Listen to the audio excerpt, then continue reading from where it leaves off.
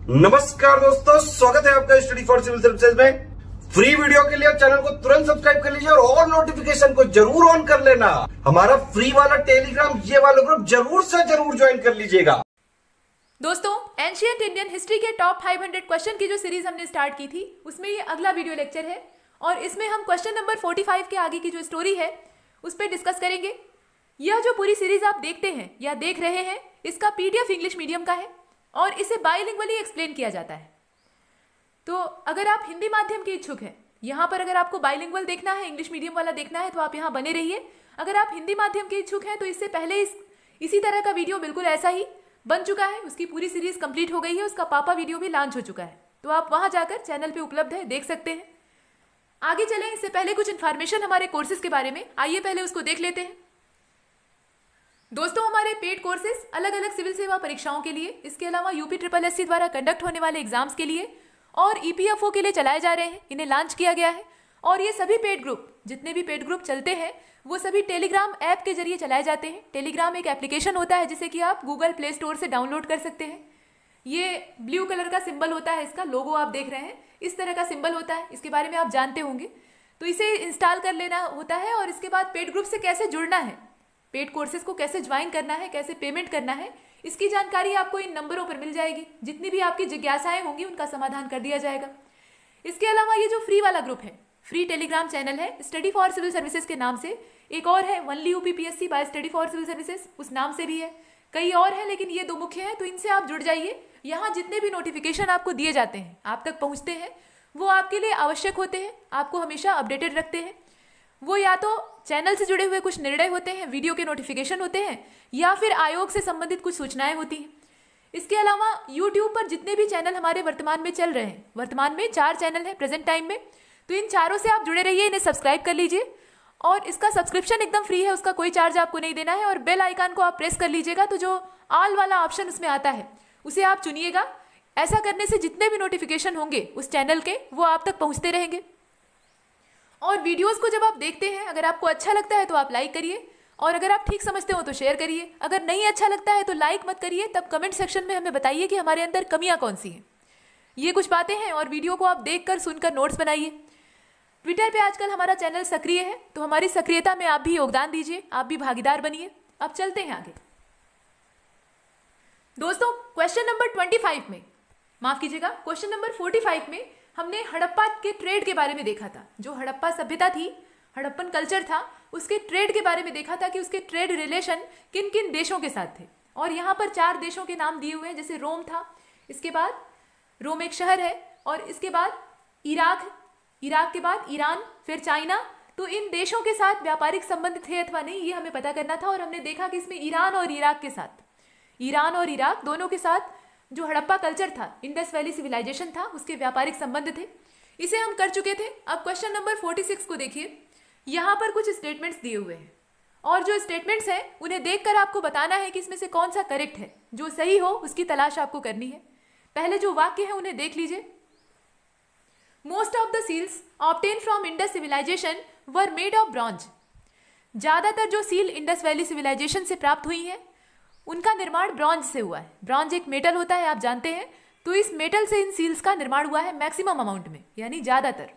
इसके बाद जो सेकंड वाला स्टेटमेंट है उसमें कहा गया है कि देयर इज एविडेंस ऑफ अग्निवेदिकास। अग्निवेदिका के जो एविडेंसेस हैं वो हमें कालीबंगा से प्राप्त हुए हैं, ऐसा कहा गया है। अग्निवेदिका का मतलब क्या होता है? जो यज्ञ कुंड होता है उसको अग्निवेदिका कहते हैं, उसमें अग्नि जलाई जाती है, मतलब फायर को यहाँ पे प्रज्वलित किया जाता है और उसमें आहुति दी जाती है। अग्नि को प्रत्यक्ष देव माना जाता है हिंदू धर्म में। आगे आप जब ऋग्वैदिक काल को देखेंगे, उसमें देवताओं का वर्णन देखेंगे, तो अग्नि को प्रत्यक्ष देव के तौर पे यहाँ स्थापित किया गया है और कहा जाता है कि अग्नि में जो भी समर्पित कीजिए वो देवताओं के मुख में सीधा जाता है, मतलब देवताओं को भोजन के रूप में प्राप्त होता है। इसीलिए यज्ञ कुंड में आहुति डाली जाती है। आहुति डालते हैं ना स्वाहा स्वाहा करके, तो इसका मतलब यही होता है कि हम देवताओं को भोजन दे रहे हैं, मंत्रों के माध्यम से उन्हें खुश कर रहे हैं। और जो आहुति डाल रहे हैं वो असल में भोज्य पदार्थ है जो कि देवताओं तक पहुंच रहा है और उन्हें ताकत दे रहा है, ऐसी मान्यता है। तो फिलहाल ये जो अग्निवेदिका के साक्ष्य हैं ये कालीबंगा से प्राप्त हुए हैं और ये अलग अलग ज्योमेट्रिकल शेप के हैं, ऐसा यहाँ कहा गया है। ज्योमेट्रिकल शेप की चर्चा यहाँ नहीं की गई है, लेकिन इनका जो शेप था वो अलग अलग टाइप का था, मतलब ये अलग अलग शेप और साइज के बने हुए थे। कुछ बड़े थे, कुछ छोटे थे, कुछ लंबे थे, कुछ चौड़े थे, कुछ गोलाकार थे, कुछ और अन्य आकृतियों के थे, इस प्रकार से। इसके बाद जो सी वाला स्टेटमेंट है उसको देखिए। यहाँ पर मोहनजोदड़ो से प्राप्त हुई एक चीज की बात कही गई है, जो कि है पशुपति शिव की मूर्ति वाली सील। मतलब एक सील प्राप्त हुई है जिसपे कि पशुपति शिव का चित्रण किया गया है। इसके बाद जो डी वाला स्टेटमेंट है उसमें कहा गया है कि idol worship in India started from Harappan period. Harappan period जो था, यानी हड़प्पा सभ्यता का जो समय था, समय काल था, उस समय से भारत में मूर्ति पूजा का प्रचलन हुआ। यानी जो आइडल वर्शिप है वो तभी से की जाती है। हिंदू धर्म में मूर्ति पूजा प्रचलित है, आप जानते हैं। तो यह जो मूर्ति पूजा का प्रचलन था ये उसी समय का है, ऐसा कहा जाता है। अब आपको ये बताना है कि इन चारों स्टेटमेंट में से कौन सा करेक्ट है। देख लीजिए और बताइए। विकल्प आपके सामने है और जो प्रश्न है, क्वेश्चन है, वो भी आपको दिख रहा है। और इसका सही आंसर हो जाएगा बी वाला। बी वाले का मतलब ये है कि बी, सी और डी, यानी बी वाला, सी वाला और डी वाला जो स्टेटमेंट है वो बिल्कुल करेक्ट है। सिर्फ इसमें गलत कौन सा है? ए वाला। ए वाला जो स्टेटमेंट है वो रॉन्ग है, सही नहीं है। और क्यों रॉन्ग है? क्योंकि यहाँ जो ब्रॉन्ज लिख दिया है यही गलत कर दिया है। अधिकतर जो सील थी उनका निर्माण ब्रॉन्ज से नहीं हुआ था, इस प्रकार का कोई मेटल उसमें यूज नहीं किया गया था। तो आइए देखते हैं इसकी एक्सप्लेनेशन। आंसर तो इसका बी होगा, आंसर आप देख चुके हैं, बी इसका आंसर हो जाएगा। एक्सप्लेनेशन देखिए। Most of the seal obtain from Indus valley civilisation या Indus civilisation were made of steatite. ज्यादातर जो सील इंडस सिविलाइजेशन से प्राप्त हुई है उनका निर्माण स्टेटाइट से हुआ है, यानी सेलखड़ी से हुआ है। सेलखड़ी जो आप सुनते हैं उससे ज्यादातर मुहरें और ज्यादातर जो सील है वो बनी है। इसके अलावा जो कांचली मिट्टी है उससे निर्माण हुआ है। कांचली मिट्टी से भी जो सील है उनका फॉर्मेशन किया गया है, उन्हें बनाया गया है। ऑनेक्स का यूज करके बनाया गया है, मतलब गोमेद जो पत्थर होता है उसको इस्तेमाल किया गया है। इसके अलावा चर्ट का इस्तेमाल किया गया है, चर्ट को यूज करके भी जो सील है उनका निर्माण हुआ है। और कुछ जो सील है वो क्ले से भी बनी हुई है, यानी मिट्टी से भी बनाई गई है। मिट्टी से बनी हुई सील और मिट्टी से बनी हुई मुहरें भी कहीं कहीं प्राप्त हुई हैं। ज्यादातर यहाँ सीलों की चर्चा है। तो यह जो सील है यह क्ले से भी बनी हुई प्राप्त हुई है, लेकिन इसमें कहीं ब्रॉन्ज शब्द का उल्लेख नहीं मिलता है। ब्रॉन्ज वर्ड इसमें कहीं नहीं आता है और इसीलिए जो इसमें स्टेटमेंट ए है वो इनकरेक्ट हो जाता है, वो सही नहीं है। बाकी जो तीनों हैं वो बिल्कुल सही है। जैसे कि बी वाले को देख लीजिए, इसमें ये वाला इनकरेक्ट है। तो जो ऑप्शन होगा वो कौन सा होगा? पहले उत्तर को देख लीजिए, इसमें विकल्प कौन सा होगा? बी, सी और डी होगा।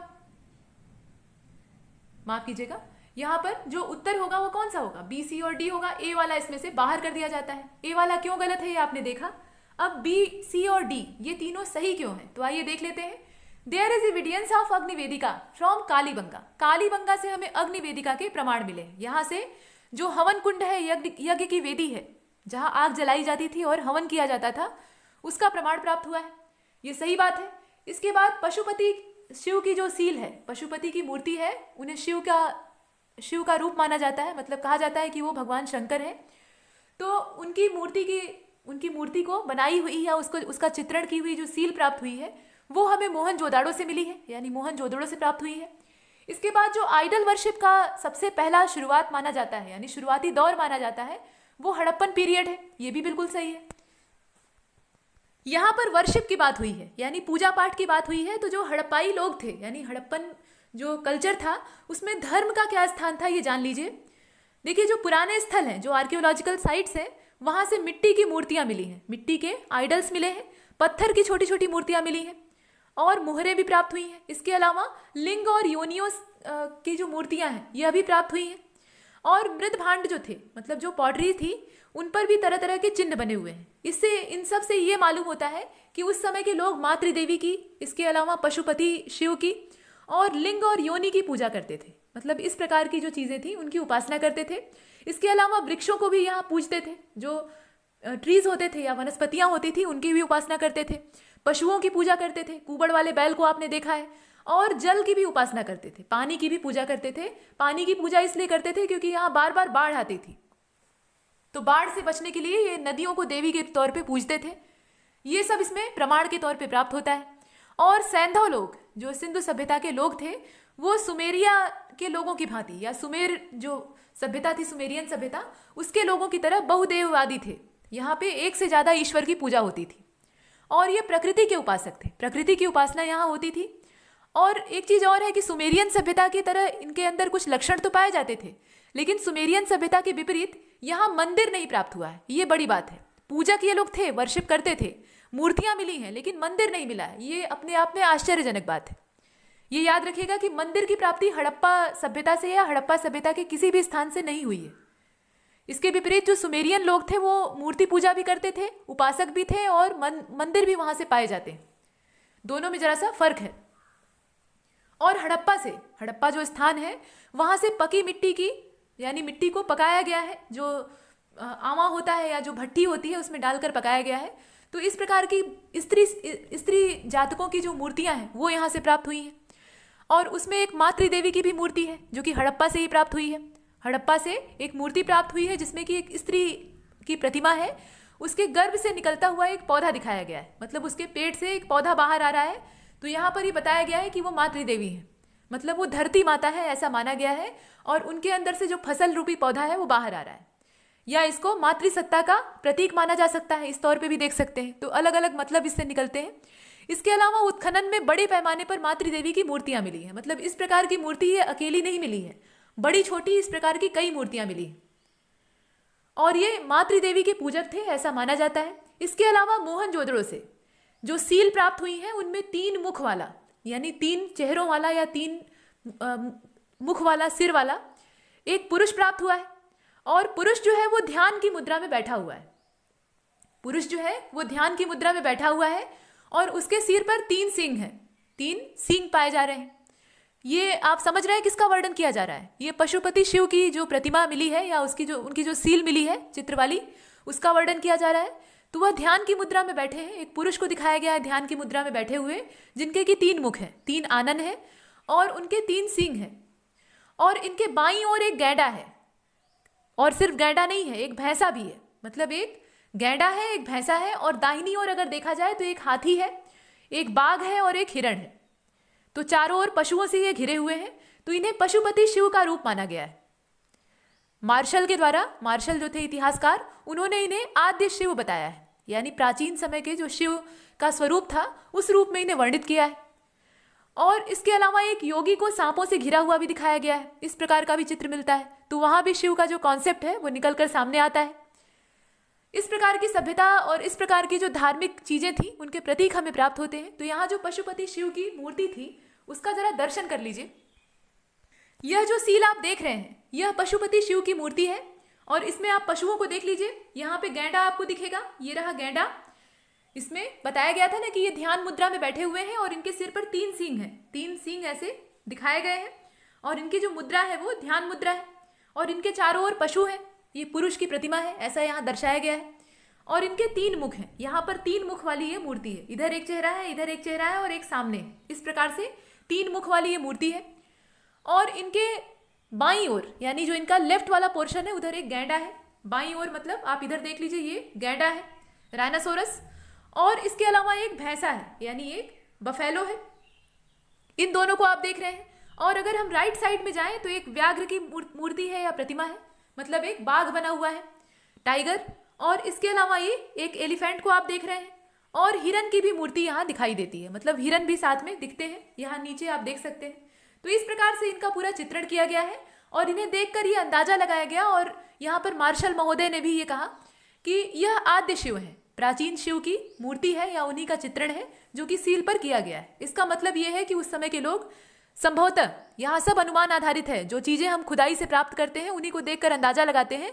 तो संभवतः ऐसे लोग जो थे, मतलब सिंधु सभ्यता के, वो मातृ देवी और पशुपति शिव के उपासक थे। इसके अलावा वो लिंग और योनि की पूजा करते थे, वृक्षों की पूजा करते थे और जो प्राकृतिक चीजें होती हैं, प्राकृतिक घटक होते हैं, उनकी उपासना करते थे। तो आगे चलते हैं। क्वेश्चन नंबर 48 आपके सामने है। Consider the following statements. यहां पर कुछ स्टेटमेंट्स दिए हुए हैं, आपको देखकर बताना है कि इसमें से कौन सा करेक्ट है। 6 levels of soil have been found while excavating the city of Mohenjodaro. यहाँ पे ये कहा गया है कि जो मोहनजोदाड़ो शहर है, यानी मोहनजोदड़ो शहर है हड़प्पा सभ्यता का, काफी बड़ा है, वहां से मृदा के 6 स्तर प्राप्त हुए हैं। वहां की जो मिट्टी है उसमें 6 लेवल खुदाई के समय प्राप्त हुए हैं। इसके बाद जो बी वाला है उसमें कहा गया है कि Rakhigarhi is the second largest site of Indus civilisation discovered in India. Bharat में खोजी गई राखी गढ़ी जो है वो सेकेंड लार्जेस्ट साइट है हड़प्पा की सभ्यता की या इंडस वैली सिविलाइजेशन की। विभाजन के बाद भारत में जितने हड़प्पा कालीन स्थल बच गए, यानी जितनी भी इस प्रकार की आर्कियोलॉजिकल साइट्स बच गई, उसमें राखी गढ़ी जो है वो दूसरे नंबर पर है आकार के मामले में, मतलब एरिया वाइज। इसके बाद सी वाले को देखिए, the idol of dancer obtain from Mohenjodaro belong to proto Australoid species. जो देवी पार्वती कही गई मूर्ति थी, नर्तकी की मूर्ति है, एक कमर पे हाथ रखा हुआ है और एक हाथ नीचे है और एक हाथ में पूरा ऊपर तक चूड़ियां पहन रखी हैं। वो कांस्य प्रतिमा, ब्रॉन्ज का जो स्टैचू है प्राप्त हुआ है, उसके बारे में कहा जा रहा है कि वो महिला, वो एक स्त्री की मूर्ति है, तो वो एक महिला थी और वह महिला प्रोटो ऑस्ट्रेलाइड प्रजाति की थी, ऐसा यहाँ पे माना गया है।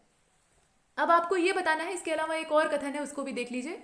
लोथल से हमें 3 युग्म समाधियों के साक्ष्य मिले हैं, मतलब 3 शवों को, 3 लाशों को एक साथ दफनाया जाता था, ऐसा हमें एविडेंस प्राप्त हुआ है। अब आप देखिए इसमें कौन सा करेक्ट है। जो यहाँ पे स्टेटमेंट आप देख रहे हैं इसमें से कौन सा सही है, देखकर बताइए। विकल्प आपके सामने है और जो कथन है वो आपके सामने है। इसमें से करेक्ट होगा सी वाला। सी का मतलब ये है कि बी, सी और डी बिल्कुल ठीक है, लेकिन ए वाला ठीक नहीं है। ए वाला जो है वो गलत है। तो आइए देखते हैं क्या गलत है। इसमें ये कहा गया है कि 6 levels of soil have been found while excavating of the city of Mohenjodaro. मतलब यहाँ पे ये कहा गया है कि मोहनजोदड़ो शहर से खुदाई करने के बाद जो स्तर प्राप्त हुआ है मिट्टी का, मतलब जो लेवल्स प्राप्त हुए हैं वो कुल मिलाकर 6 है। ये असल में 6 नहीं है, यहाँ जो संख्या दी है वो गलत है। यहाँ पर कुल जो स्तर प्राप्त हुए हैं वो टोटल 7 है, 6 नहीं है। तो यहाँ संख्या गलत थी, इसलिए जो पहला वाला स्टेटमेंट है वो रॉन्ग हो जाता है। बाकी जितने स्टेटमेंट है वो एकदम सही है। राखी गढ़ी के बारे में जो कहा गया है, ये 2nd लार्जेस्ट साइट है। इसके बाद जो आइडल मिला है डांसर का स्टैचू, वो मोहनजोदड़ो से मिला है और वह प्रोटो ऑस्ट्रेलाइड स्पीसीज से संबंध रखता है। इसके बाद लोथल से हमें 3 युग्म समाधियों के साक्ष्य मिले हैं, ये भी बिल्कुल ठीक है। चलिए इसकी एक्सप्लेनेशन देख लेते हैं। तो देखिए, Mohenjodaro had to face, Mohenjodaro ने सबसे ज्यादा सामना किया था मैक्सिमम फ्लड, मतलब सर्वाधिक मात्रा में जो फ्लड थी उसका यहाँ पे फेस किया था मोहनजोदड़ो ने। अर्थात ये कहने का तात्पर्य है कि हड़प्पा सभ्यता के जितने स्थल हैं उसमें सबसे ज्यादा बाढ़ का सामना करने वाला जो स्थान था वो मोहनजोदड़ो था। और 7 levels of soil have been found while digging. यहाँ पे जो डिगिंग हुई थी, मतलब खनन का काम हुआ था, उससे हमें मृदा के 7 स्तर, 7 लेवल्स प्राप्त होते हैं, ऐसा कहा गया है और ये सही है। तो इसका मतलब यह है कि यहाँ बाढ़ बहुत ज्यादा आती थी। मिट्टी की परतें पाए जाने का क्या मतलब है, कई परतें मिल रही हैं, इसका मतलब है कि वो स्थान बाढ़ से घिरा रहा होगा। वहां बाढ़ जो है वो बार बार आई होगी, एक बार नहीं आई होगी, बार बार आई होगी, क्योंकि बाढ़ जितनी विनाशकारी होती है उतना ही सृजन भी करती है, निर्माण भी करती है। उससे डिस्ट्रक्शन भी होता है तो कंस्ट्रक्शन भी होता है, दोनों ही चीजें होती हैं। कहीं से वो मिट्टी को काट के ले आती है, यानी अपर्दन करके अपने साथ इरोजन के प्रोसेस से आगे की ओर ले जाती है। और जहां पर बाढ़ का पानी धीमा हो जाता है, मतलब उसकी रफ्तार धीमी हो जाती है, वहां पर जितने भी सेडिमेंट्स होते हैं उनको ले आके वो पटक देती है और वहां पर वो परत के रूप में जमा हो जाते हैं। इस प्रकार से अर्थ पे जो मिट्टी की लेयर्स हैं, सॉइल्स की जो लेयर्स हैं, लेवल्स हैं, वो बनते हैं, उनका फॉर्मेशन होता है। तो यहाँ पर मोहनजोदड़ो से हमें कुल मिलाकर 7 स्तर प्राप्त हुए हैं, यानी 7 लेवल्स प्राप्त हुए हैं, और वहां दिया था 6। इसलिए ए वाला स्टेटमेंट करेक्ट नहीं है, वो इनकरेक्ट है, बाकी जितने हैं वो सही है। तो यहाँ यही कहा गया है कि मोहनजोदड़ो ने सबसे ज्यादा बाढ़ का सामना किया। 49 नंबर के क्वेश्चन को देखिए। यहाँ पे ये कहा गया है कि which statement is are correct. यहाँ पर कुछ स्टेटमेंट्स दिए हुए हैं और वो किससे संबंधित है ये भी देख लीजिए। तो इनका संबंध है सैंधव स्क्रिप्ट से। सैंधव स्क्रिप्ट के बारे में दिए गए इसमें से कौन से स्टेटमेंट जो है वो करेक्ट है, आपको बताना है। देख लीजिए और बताइए। The picture of English letter U is found in Saindhav script prominently. यहाँ ये कहा गया है कि जो सैंधव स्क्रिप्ट है, यानी सिंधु सभ्यता की जो लिपि है, स्क्रिप्ट है, उसमें ज्यादातर अंग्रेजी के अक्षर यू के आकार के अक्षर पाए गए हैं, अल्फाबेट्स मिले हैं। यानी जो पिक्चर मिलता है, चित्र मिलता है, हम जानते हैं कि जो सैंधव लिपि है, सैंधव स्क्रिप्ट है, वो ज्यादातर पिक्टोरियल है, मतलब उसमें चित्रों का ज्यादा इस्तेमाल किया गया है, भाव चित्रात्मक हम उसे कहते हैं। तो इस प्रकार की लिपि में अंग्रेजी का जो लेटर है यू, इस साइज के, इस आकार प्रकार के बहुत सारे चित्र मिले हैं इनसे मिलते जुलते। इसके बाद जो सेकंड वाला इसमें स्टेटमेंट है उसको देख लीजिए। Among the images of animals, जानवरों के चित्र यहाँ से प्राप्त हुए हैं, पशुओं के। तो उसमें एनिमल्स के जो इमेजेस हैं, यानी चित्र है, उसमें सैंधव स्क्रिप्ट में सबसे ज्यादा मछली का इस्तेमाल किया गया है। मतलब जो सैंधव स्क्रिप्ट है उसमें चित्रों का यूज किया गया है, ये आप जानते ही है। तो यहाँ पे फिश का जो चित्र है, फिश की जो इमेज है, वो ज्यादातर मिली है, मैक्सिमम अमाउंट में हमें प्राप्त होती है। इसके बाद जो सी वाला स्टेटमेंट है उसमें यह कहा गया है कि Saindhav script was written from right to left. Saindhav script जो है, सैंधो लिपि जो है वो राइट टू लेफ्ट लिखी जाती है। मतलब जो उसकी पहली पंक्ति होती है, पहली जो रो होती है, उसमें राइट टू लेफ्ट लिखा जाता है, यानी दाहिने से बाईं ओर लिखा जाता है।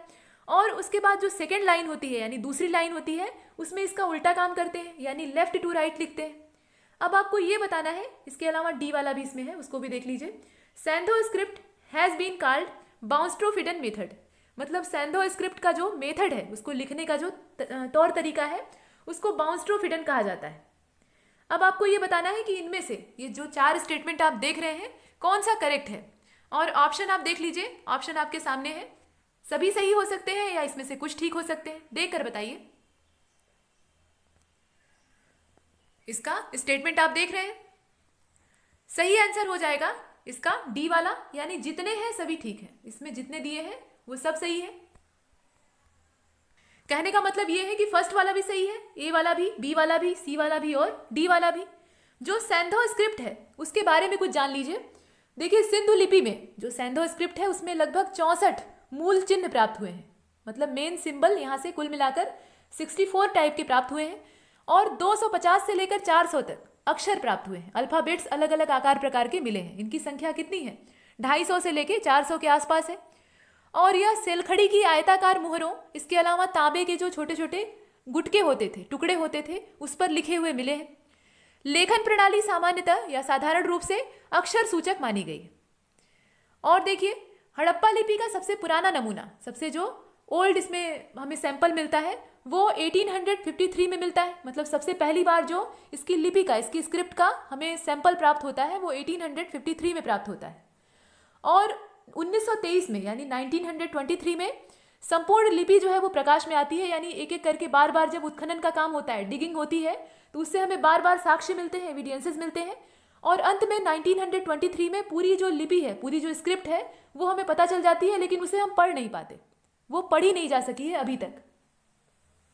अगर उसे पढ़ा गया तो हमें काफ़ी कुछ और जानने के लिए मिलेगा। ये अपने आप में एक काफ़ी अनोखी चीज़ होगी और बड़ी बात होगी। इसके बाद ये हड़प्पा लिपि जो है, सैंधो लिपि जिसको आप कहते हैं, यह भाव चित्रात्मक है। मतलब पिक्टोग्राफ इसमें यूज़ किया गया है। चित्र के माध्यम से अपने भावों को उकेरने का प्रयास किया गया है, जताने की कोशिश की गई है। और इसकी लिखावट दाएं से बाईं ओर की है। मतलब आपने देखा कि राइट टू लेफ्ट इसकी जो लिखावट है, पहली पंक्ति में ऐसा होता था, दाएं से बाईं ओर, और फिर लौटते समय क्या करते थे, फिर दाहिने ओर से स्टार्ट नहीं करते थे, फिर बाएं से दाईं ओर लिखते थे। तो एक बार सीधा, एक बार उल्टा, एक बार सीधा, एक बार उल्टा, इस प्रकार से लिखते थे। और अधिकांश जो लेख हैं, अधिकांश जो स्क्रिप्ट प्राप्त हुई है, वो मिट्टी की मूर्तियों से प्राप्त हुई है। जो मिट्टी की मूर्तियां या मिट्टी की जो मुहरें प्राप्त हुई हैं, उस पर अधिकांश जो लेखनी है उसे उकेरा गया है। और सैंधो लिपि, यह जो सैंधो स्क्रिप्ट है, यह मूल रूप से देशज है, अपने देश की है, लोकल है। और इसका पश्चिमी एशिया की लिपियों से कोई संबंध नहीं है। जो पश्चिमी एशिया थी, एशिया वाला क्षेत्र था, मतलब वेस्टर्न पार्ट था एशिया कॉन्टिनेंट का, वहाँ पे भी विभिन्न प्रकार की लिपियों का विकास हुआ था। आपने सुमेरियन लिपि के बारे में देखा होगा, और इस प्रकार की बहुत सारी लिपियाँ थी। तो उनका इस पर कोई खासा असर देखने के लिए नहीं मिलता है। हल्का फुल्का प्रभाव देखने के लिए मिल जाए वो अलग बात है, या हो सकता है कि ये एक कोइंसिडेंस हो, लेकिन इसका कोई खास असर हम नहीं देख पाते हैं। तो ये कुछ बातें थी, और उसके आधार पर हमने जब इसमें देखा तो हमें मालूम हुआ कि जितने भी स्टेटमेंट हैं वो सभी सही है। यह जो सैंधो स्क्रिप्ट है, इसको बाउंस्ट्रोफिडन मेथड के रूप में माना जाता है। और इसमें राइट टू लेफ्ट लिखा जाता है पहली पंक्ति में, और जो सेकेंड लाइन होती है उसमें इसका उल्टा काम किया जाता है, लेफ्ट टू राइट लिखा जाता है। आमतौर पे जो आप लिखते हैं, मतलब अपने नोटबुक में आप कोई चीज़ दर्ज करते हैं, नोट्स बनाते हैं, तो कैसे लिखते हैं? लेफ्ट टू राइट आप लिखते हैं। मतलब इधर से लिखते हुए चलते हैं और आगे की ओर बढ़ते हैं। मतलब इधर आपका लेफ्ट हो गया, इधर आपका राइट हो गया, तो आपका जो प्रवाह है, फ्लो है, वो किधर की ओर होता है? लेफ्ट से राइट की ओर होता है। लेकिन यहाँ पर उल्टा होता था। यहाँ पर ऐसे मान लीजिए एक लाइन है, ये आपका राइट वाला पोर्शन है, ये वाला लेफ्ट वाला पोर्शन है। तो ये लोग क्या करते थे, इधर से लिखना इधर की ओर चालू करते थे। मतलब इधर से इस ओर लिखते थे, और वापस लौटते समय फिर सीधे हो जाते थे, इधर की ओर लिखते थे, फिर वापस राइट टू लेफ्ट हो जाते थे, फिर लेफ्ट टू राइट हो जाते थे। इस प्रकार से ये काम करते थे। ऐसी ये लिपि थी, तो उसके बारे में यहाँ दिया हुआ है। और उसके आधार पे हमने चारों स्टेटमेंट्स को देखा, और इसमें से करेक्ट कौन सा है? सभी सही है, जितने दिए हैं सभी ठीक है। आगे चलते हैं। क्वेश्चन नंबर 50वें नंबर के प्रश्न को देखिए। यहाँ फिर से 4 स्टेटमेंट आपके सामने है। हमें ये बताना है कि कौन सा नॉट करेक्ट है। अभी तक हम करेक्ट की तलाश कर रहे थे, मतलब सही को खोज रहे थे, और यहाँ पर हमें जो गलत है उसे खोजना है। तो पहले जो स्टेटमेंट है उसको देख लेते हैं। A plant coming out from womb of a women is shown in seal obtain from Harappa. Harappa से एक सील हमें प्राप्त हुई है जिसमें कि एक स्त्री के गर्भ से निकलता हुआ एक पौधा दिखाया गया है। मातृ देवी का जिक्र आपने अभी कुछ देर पहले सुना है, उसी की बात की जा रही है। उसके बाद जो बी वाला है उसको देखिए, द इजिप्टियन वर्शिप्ड, माफ कीजिएगा, द इजिप्टियंस यानी जो मिस्रवासी थे वो वर्शिप करते थे किसकी? आइसिस नाम की देवी की। आइसिस नाम की जो गॉडेस थी उनकी उपासना करते थे और यह नील नदी की देवी मानी जाती थी। नील रिवर जो है मिस्र का वरदान उसे कहा जाता है, तो उसकी देवी के तौर पे इन्हें पूजा जाता था। ये आइसिस थी, तो इनकी उपासना करने वाले इजिप्टियन लोग थे। इसके बाद जो सी वाला स्टेटमेंट है उसमें कहा गया है कि the seal obtain from Mohenjodaro depicts a horn three face man. मतलब यहाँ पे जो मोहनजोदड़ो से सील प्राप्त हुई है, सील की प्राप्ति हुई है, उस पर 3 चेहरे वाले आदमी का चित्र बनाया गया है जिसके सिर पर 3 सींग है और पशुपति शिव की ये मूर्ति है। ऐसा यहाँ पे दिया तो नहीं है लेकिन हम ये मानते हैं और ऐसा हम जान भी चुके हैं। लेकिन इसमें और क्या कहा है? कहा है कि इन अ स्लीपिंग पॉस्चर। यहाँ जो पॉस्चर बताया गया है यानी जो मुद्रा बताई गई है वो कैसी है? स्लीपिंग, यानी ये लेटी हुई, सोती हुई मूर्ति है। जैसे विष्णु जी अपने एक हाथ पे अपने मस्तक को टिकाकर योग निद्रा में विलीन रहते हैं अक्सर, और माता लक्ष्मी उनके पैर दबाती रहती है, तो कुछ उस पोस्चर में मूर्ति प्राप्त हुई है, ऐसा यहाँ कहा गया है। और ये स्लीपिंग पोस्चर में है एक थ्रोन पे यानी एक सिंहासन पे। आपको बताना है कि क्या ये गलत है या सही है। इसके बाद जो डी वाला है उसको देख लीजिए, the Saindhav script has not yet been read. Saindhav script को अभी तक पढ़ा नहीं जा सका है। अब आप बताइए कि इसमें से 4 स्टेटमेंट जो दिए हुए हैं कौन सा करेक्ट नहीं है। जो नॉट करेक्ट है उसकी तलाश आपको करनी है, देख लीजिए। तो ये बिल्कुल ठीक है पहला वाला, पहले वाले में कोई कमी नहीं है। हड़प्पा से ही हमें जो मातृ देवी की मूर्ति है, कथित तौर पे मातृ देवी की प्रतिमा है, वो प्राप्त हुई है और उसमें एक स्त्री के गर्भ से निकलता हुआ एक पौधा दर्शाया गया है। ये पृथ्वी देवी का प्रतीक मानी गई है। मातृ देवी का मतलब क्या? माता कौन है? धरती है, तो धरती माता का प्रतीक इसे माना गया है। धरती के ऊपर आप कोई भी बीज डाल दीजिए तो उससे वनस्पतियां उगती हैं, वृक्षों का विकास होता है, तो यहाँ वही चीज दर्शाई गई है। तो ये बिल्कुल ठीक है और इसकी प्राप्ति हमें हड़प्पा से हुई है। स्थान महत्वपूर्ण है, तो हड़प्पा से ये प्राप्त हुआ है, ये सही है। तो ये तो हमारा उत्तर हो नहीं सकता। इसके बाद कहा गया है कि जो इजिप्टियन लोग थे वो आइसिस नाम की एक देवी की उपासना करते थे जो कि नील नदी की देवी मानी जाती है। नील रिवर की गॉडेस उन्हें माना जाता है।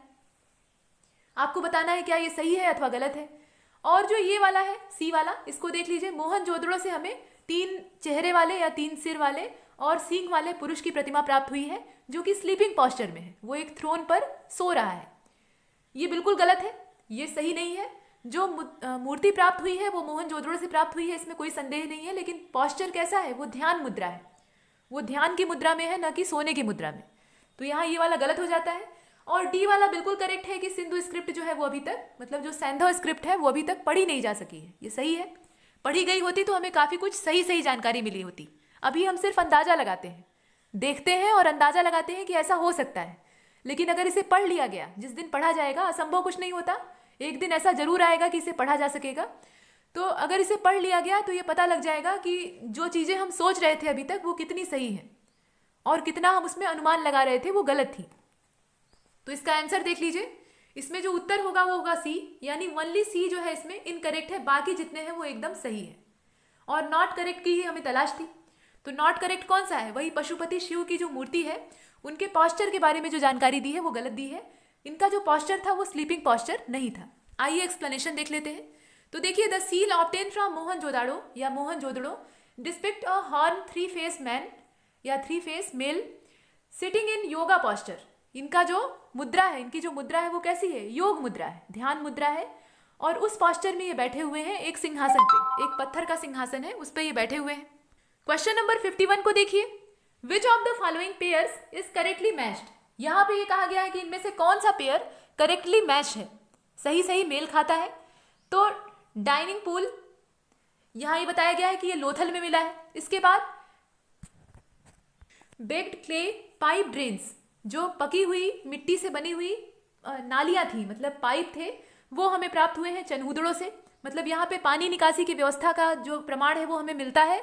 और उसमें जो पाइप इस्तेमाल किए गए हैं, जिन पाइपों के द्वारा पानी का संचालन किया जा रहा है या पानी को बाहर की ओर निकासी दी जा रही है, तो वह कैसे बने हुए हैं? वो बेक्ड क्ले से बने हुए हैं, यानी मिट्टी को पकाकर बनाए गए हैं, ये यहाँ कहा गया है। इसके बाद रेंडियर जो है इसका प्रमाण हमें अमारी से प्राप्त हुआ है और मेकअप किट ये हमें हड़प्पा से प्राप्त हुई है, हड़प्पा से इसकी प्राप्ति हुई है। आपको ये बताना है कि कौन सा पेयर जो है वो करेक्टली मैच्ड है। बताइए, विकल्प आपके सामने है और क्वेश्चन आपके सामने है, देख लीजिए। और इसका सही आंसर हो जाएगा सभी, यानी जितने हैं सभी सही है, ऑल, सभी जो है वो करेक्टली मैच्ड है। कहने का मतलब ये है कि जो डाइनिंग पूल है वो हमें लोथल से प्राप्त हुआ है, वैसे ही जो बेक्ड क्ले से बने हुए पाइप हैं जो कि ड्रेनेज सिस्टम के लिए यूज किए गए हैं वो हमें चनूदड़ों से प्राप्त हुए हैं। जो रेंडियर है वो हमें यहाँ पे अमारी से प्राप्त हुआ है। और मेकअप किट जो श्रृंगार पटार का पूरा सामान होता है वो हमें हड़प्पा से प्राप्त हुआ है, ये सही है, इसे हमने देखा और इसका जो मैच है वो भी करेक्टली मैच किया गया है। आगे चलते हैं, क्वेश्चन नंबर 52 को देखिए। मैच लिस्ट 1 एंड लिस्ट 2, मतलब दोनों को आपस में मैच कराना है, यहाँ विथ इसीलिए जोड़ा गया है, साथ में दोनों को मैच करना है। देख लीजिए, लिस्ट 1 में कुछ स्थानों के नाम है और उनका जो वर्तमान रूप है या वर्तमान जो नाम है उसको लिस्ट 2 में दर्शाया गया है। तो लिस्ट 1 जो है उसमें साइट्स हैं, आर्कियोलॉजिकल साइट्स हैं, रंगपुर है, सुरकोटदा है, इसके बाद राखीगढ़ी है और रोपड़ है। ये जो आर्कियोलॉजिकल साइट हैं जो कि सैंधव काल के हैं, मतलब सिंधु घाटी की सभ्यता से संबंधित हैं, उनके नाम दिए हुए हैं। और लिस्ट 2 को देखिए जहां पे ये स्थित है, तो कच्छ है, अहमदाबाद है, जींद है और पंजाब है। आपको इन्हें मैच कराना है कि कौन सा स्थान किस जगह से संबंध रखता है। रंगपुर, सुरकोटदा, राखीगढ़ी और रोपड़, देखकर बताइए। विकल्प भी आपके सामने है, कोड भी आपके सामने है और जो क्वेश्चन है वो भी आप देख रहे हैं। और इसका सही आंसर हो जाएगा ए वाला, अर्थात BACD। यहाँ पे BACD जो है वो करेक्ट है, मतलब इस हिसाब से मिलाएंगे। तो आइए मिलाकर देख लेते हैं। BACD के हिसाब से देखिए, ए वाला करेक्ट है तो पहले वाले का B हो जाएगा, इसके बाद दूसरे वाले का A हो जाएगा, इसके बाद तीसरे वाले का C हो जाएगा, ये पहले से ही मैच है, और इसके बाद जो चौथा वाला है उसका D हो जाएगा। इस आधार पे हमने इसे मैच कराया, मिलाकर देखा। ये था क्वेश्चन नंबर 52 और इसका जो आंसर है वो ए वाला होगा। आगे चलते हैं नेक्स्ट अगले क्वेश्चन की ओर। यहाँ पर कुछ कथन दिए हुए हैं। कथन क्या है? कुछ व्यक्तियों के नाम है, तो इन्हें देख लीजिए। Which pair is not correctly matched, यहाँ फिर से पेयर है और उसमें एक तरफ कुछ महानुभाव पुरुष हैं जो कि इतिहासकार हैं, उनके नाम दिए हुए हैं और आपको बताना है कि इनके अपने अपने मत क्या थे और ये किसके बारे में पूछा जा रहा है, तो ये पढ़ने पे मालूम होगा। देखिए, which pair is not correctly matched by the opinion given by scholars regarding the original residence of Aryans. यहाँ पर आर्यों का जिक्र आरंभ हो गया है, स्टार्ट हो गया है। तो देखिए, यहाँ अलग अलग जो विद्वान थे, अलग अलग जो इतिहासकार थे या विद्वान लोग थे, सिर्फ इतिहासकार की ही बात नहीं है, उनके अपने अपने विचार थे कि आर्य जो थे वो यहाँ के मूल निवासी नहीं थे, ये बाहर से आए थे। मतलब इसमें से अधिकतर लोगों का यही मानना था कि आर्य जो थे, ये आर्य सभ्यता जो थी, जिसके नाम से हमारा देश आर्यावर्त के नाम से जाना जाता है, तो यह लोग बाहर से आए थे और कहाँ से आए थे इस पर मतभेद है। लोगों में एक विचार नहीं है, एक मत नहीं है। इसमें कुछ लोगों का कहना था कि ये सप्त सैंधव प्रदेश के ही रहने वाले थे, कुछ लोगों का कहना था कि ये कश्मीर और हिमाचल के रहने वाले थे। ये वो लोग थे जो कहते थे कि आर्य यहाँ के मूल निवासी थे। कुछ लोग ऐसे थे, मतलब कुछ जो विदेशी स्कॉलर थे, वो कहते थे कि ये साउदर्न रशिया के रहने वाले थे। और स्वामी दयानंद सरस्वती का कहना था कि ये तिब्बत के पठार के आसपास के क्षेत्र से आए थे। तो ये अपने अपने विचार हैं। आइए देख लेते हैं इनके बारे में क्या कहा गया है। तो doctor Avanish Chandra Das and doctor Sampurnanand, ये दो लोग जो हैं, दो व्यक्ति जो हैं, इनका यहाँ पे दिया हुआ है कि इनका मत था कि आर्य, जो आर्य लोग थे वो सप्त सैंधव प्रदेश से आए थे। मतलब सप्त सैंधव प्रदेश ही इनका उद्भव माना जाता है, तो ये कहीं बाहर से नहीं आए थे। इसके बाद डॉक्टर LD काल्ला, और मतलब इनका कहना था, इन्हें काले भी कहा जाता है, तो इनका ये कहना था कि कश्मीर और हिमाचल प्रदेश वाला जो क्षेत्र है वहां से इनकी उत्पत्ति हुई थी, मतलब वहीं इनका ओरिजिन माना जाता है। इसके बाद हार्ट और जो पेनका है, उनका ये कहना था, पेनका या हार्ट दो व्यक्ति थे, ये लोग कहते थे कि साउदर्न रशिया, जो दक्षिणी रूस है, वहां से इनका आगमन हुआ था। और स्वामी दयानंद सरस्वती, इनका कहना था कि ये तिब्बत से आए थे, तिब्बत के रहने वाले थे, वहां के मूल बाशिंदे थे और ये भारत में एंट्री किए थे और यहाँ स्थान जमा लिए थे अपना। अब आपको बताना है कि कौन सा करेक्टली मैच्ड है। ये बात कही जा रही है जो ओरिजिनल रेजिडेंस है आर्यंस का, उनके बारे में। इसमें विकल्प देख लीजिए, none of these, only A and D, only C, only B, कौन सा सही होगा देखकर बताइए। कौन सा नॉट करेक्ट है, माफ कीजिएगा यहाँ थोड़ा सा मिस्टेक हो गया। नॉट करेक्ट हमें ढूंढना है, जो सही से मेल न खाता हो उसे हमें तलाशना है। यहाँ नॉट शब्द जो है ये नॉटी होता है, तो इसको ध्यान में रखिएगा। नॉट करेक्ट हमें ढूंढना था। तो इसमें से जो सही मेल ना खाता हो, सही मैच ना करता हो, उसको तलाशना है आपको। बताइए। और इसका जो सही आंसर होगा वो हो जाएगा बी वाला, यानी ओनली सी। इसमें जो सी वाला है वो करेक्टली मैच नहीं है और जो नॉट करेक्ट है वही हमको तलाशना था। तो सी वाला कौन सा है? हर्ट और पेनका का जो कहना था, हर्ट और पेनका का जो मत था, उनका ये नहीं कहना था कि ये साउदर्न रशिया से आए थे, इनका अपना विचार था। हर्ट और पेनका का ये कहना था कि ये जर्मनी से आए थे, मतलब ये जर्मन लोग थे और वहां से इनका आगमन हुआ था। इसीलिए हिटलर जो था वो अपने आप को आर्य प्रजाति का मानता था और कहता था कि यही श्रेष्ठ लोग होते हैं। आर्य शब्द का वैसे भी अर्थ होता है श्रेष्ठ, तो यह लोग श्रेष्ठ होते हैं और हम श्रेष्ठ जाति के हैं, इसीलिए शासन करने का अधिकार मेरा है। और इसी के चलते वो राष्ट्रवाद में तानाशाह बन गया। तो हिटलर की कहानी यहाँ ज़्यादा नहीं, वो मॉडर्न इंडियन हिस्ट्री में पढ़ी जाएगी। फिलहाल यहाँ देखिए, तो हर्ट और पेनका ने साउदर्न रशिया नहीं कहा था, यहाँ जर्मनी कहा था। और भी कुछ लोगों के विचार थे। दयानंद सरस्वती के बारे में बिल्कुल ठीक दिया है, इन्होंने कहा कि तिब्बत से आए थे, आर्यों का जो मूल निवास स्थान था वो तिब्बत था। ऐसे ही प्रोफेसर मैक्स मूलर थे, तो प्रोफेसर मैक्स मूलर का कहना था कि ये मिडिल एशिया के रहने वाले थे, मध्य एशियाई लोग थे जो कि भारत में प्रवेश किए थे। ऐसे ही बाल गंगाधर तिलक का कहना था कि ये आर्कटिक प्रदेश से आए थे, यानी उत्तरी ध्रुव से इनका आगमन हुआ था।